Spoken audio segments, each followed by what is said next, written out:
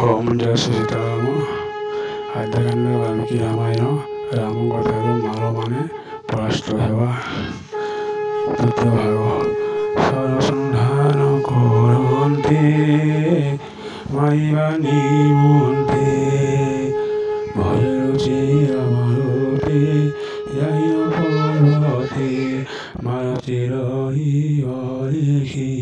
ଦେବତା ସକଳ ରାମଙ୍କ ଉପରେ ବରଷି ପୁଷ୍ପମାଳ ଭାବିଲେ ନିଶ୍ଚୟ ବୈକୁଣ୍ଠ ବିହାରୀ ନହିଲେ ତେରପ ଘଣ୍ଟା କାହାଳି ଖୋଦ ବାଲକ ମାତାର ହୋଇ ନିର୍ଭୟରେ ଶିକାର କରନ୍ତି ହଂସ ଜନ୍ତୁ ଗହଣରେ ବ୍ରହ୍ମା ବହିରେ ଚନ୍ଦ୍ରଙ୍କ ମୁଖକୁ ହରାଇ ଦୁଷ୍ଟାଙ୍କ ଗର ଗଞ୍ଜିବେ ଏହି ଦୁଇ ଭାଇ 14 ବରଷ ବନେ ଭ୍ରମଣ କରିବେ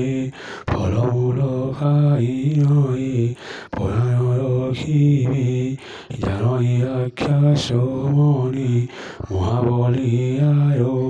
ଏକେ ଏକେ ଜୟ କରି ପାରନ୍ତି ତ୍ରିପୁର ସେମାନଙ୍କ ସଙ୍ଗେ ପ୍ରଭୁ ସମର କରିବେ ଫଳମୂଳ ଖାଇ କେତେ ବଳବାନ ହେବେ ତେଣୁ ତୁମ୍ଭେ ଶୀଘ୍ର ପଦ୍ମର ନାରୀରେ ଅମୃତ ରଖ ଭକ୍ଷିବେ ତାଙ୍କ ଠାକୁରେ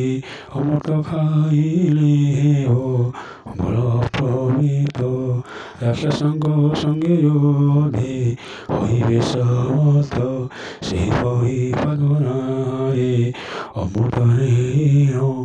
ଭରିଦେଲେ ଚନ୍ଦ୍ରପ୍ରଭୁ କଣ ଲାଗି ପୁଣ ବେନି ଭାଇ ପଟଶ୍ରମ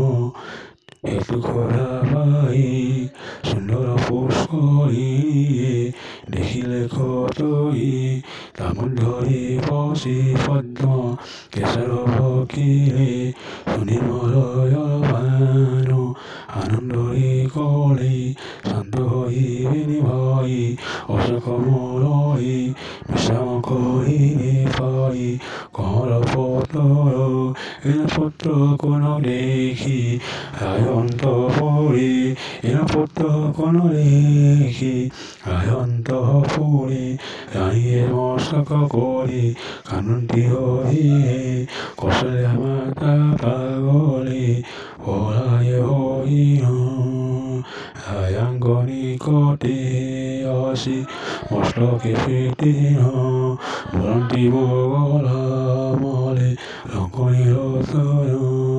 ଦେଖାଏ ନାହିଁ କେଉଁ ଆଡ଼େ କରି ରାଗମନ ପ୍ରଭାତନ କହି କହି ମନନ୍ଦନ ରୁହେ କେଣେ ଗଲେ ରାୟପୁର ସେ